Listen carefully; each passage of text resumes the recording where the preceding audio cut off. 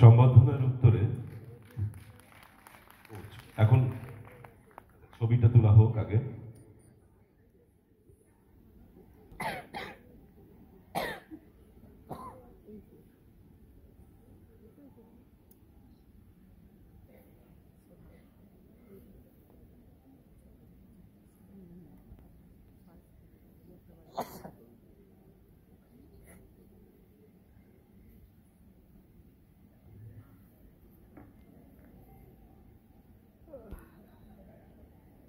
সম্বর্ধনার উত্তরে আমি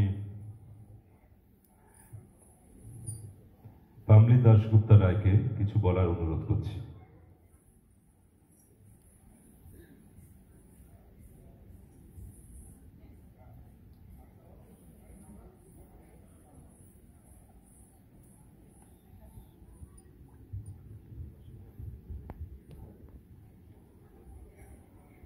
পূর্বা নৃত্য শিক্ষা কেন্দ্র, এটা শুধুমাত্র নৃত্য শিক্ষা কেন্দ্র নয়, এখানে আমরা ভীষণ ভালো সময় কাটাই।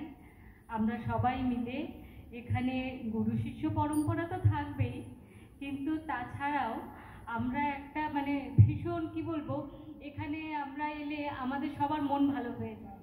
আমরা নানা রকম ছোট থেকে বড় ওদের সাথে আমি এত ভালো সময় কাটাই, এটা বলার মতো নয়। তার সাথে নাচ শেখা হয়, তার সাথে বকা হয়, তার সাথে গ্রুমিং হয়, সব কিছুই আমি করাই।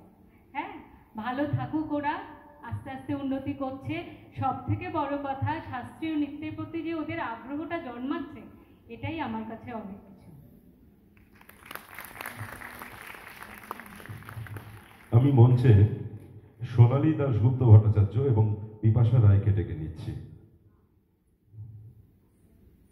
পূর্বার পক্ষ থেকে তাদেরকে বরণ করে নেওয়া হবে।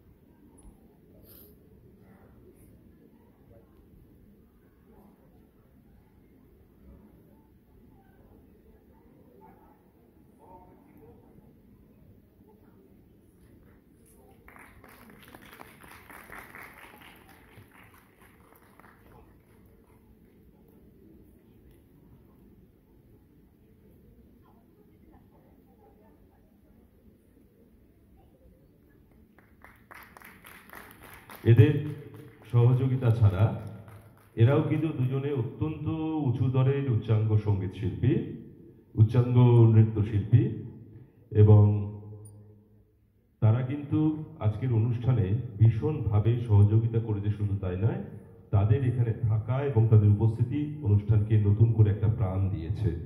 এরপর আমরা চলে যাব আমাদের পরবর্তী অনুষ্ঠান।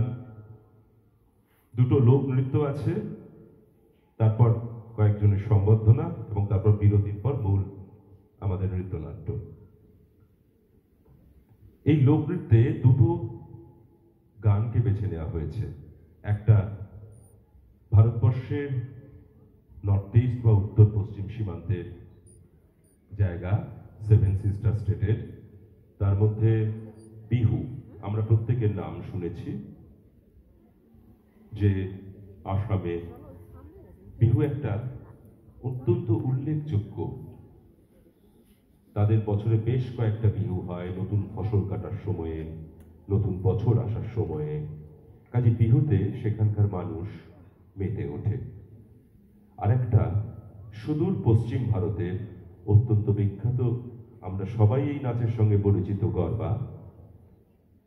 গুজরাট, রাজস্থান এবং বিভিন্ন জায়গায় এই গরবা নৃত্য তাদের উৎসবের এবং বিভিন্ন অনুষ্ঠানের একটা অত্যন্ত প্রাসঙ্গিক অঙ্গ। প্রথমে আমরা শুরু করব বিহু, সুদূর পূর্ব ভারতের লোকনৃত্যের মাধ্যমে।